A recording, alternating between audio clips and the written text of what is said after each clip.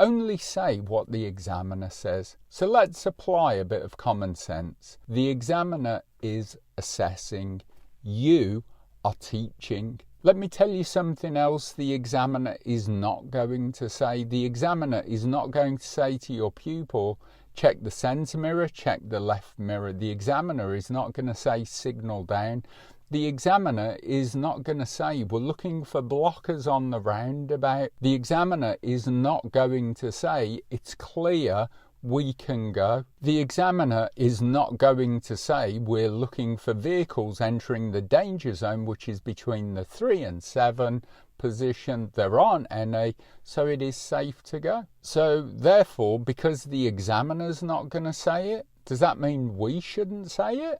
It's ridiculous, isn't it? That would be like saying a football coach won't say, I'm going to teach you tactics, because the referee won't explain tactics during the match. Driving examiners don't prompt. Driving examiners don't coach. Driving examiners don't teach. They assess. And here's the reality. As of March 2026, the practical driving test is largely independent driving using signs and sat-nav.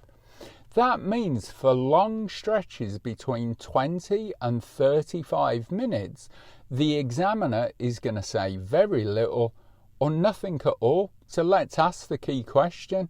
If the examiner is going to stay quiet for 20 to 35 minutes, does that mean you should be quiet when teaching roundabouts to your learner? Of course not. That would be a complete misunderstanding of the job, and that's dangerous logic. This myth leads trainees into a risky way of thinking. If the examiner doesn't say it, I shouldn't either. But then follow that logic. The examiner doesn't explain mirror routines. The examiner doesn't explain gap judgment. The examiner doesn't explain positioning. The examiner doesn't explain risk. So what are you left with? A pupil expected to perform without ever being taught properly. That's not training, that's setting them up to fail. And that's why thinking of that football analogy fits perfectly. It's saying you're only going to teach what the examiner says is like a football coach saying, I'm not going to teach you tactics because the referee doesn't explain them during the match.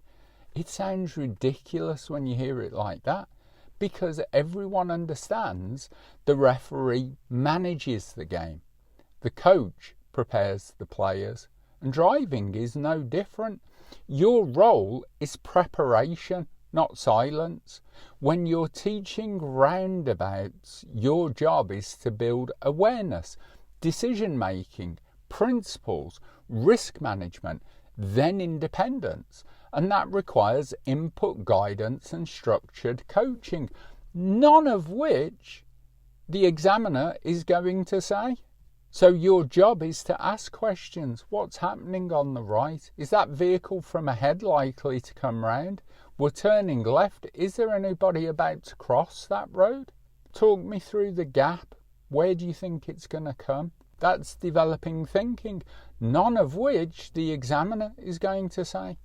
And this is where trainees can lose marks. They try to act like the examiner too early, so the pupil makes repeated mistakes. Faults go unanalysed, risks build up, learning stalls. And from an examiner's point of view, you're not teaching, you're just observing failure. And that's why 70% of ADI Part 3 trainees fail. Our job is to give them knowledge, understanding of principles, understanding blockers, danger zones, positioning, to guide using questions and prompts, let them start making decisions, to step back and allow independence when they're ready. Not on lesson 3 or 4. So here's the key principle to remember. Silence is the end goal of good teaching, not the starting point. This briefing and lesson plan folder is first of all to teach ADI trainees how to explain and teach roundabouts. Secondly, it's designed to help pupils So the pupil may be on lesson 2, 3, 4. Why are we talking about what the examiner is going to say? They're not ready for it yet. And even from the DVSA's own wording, that wording may not be enough to help the pupil. You're not there at this point to replicate the test. You're there to prepare the pupil for it. And preparation requires explanation, coaching, structured guidance, because when the test becomes silent, your teaching is what's going to speak volumes.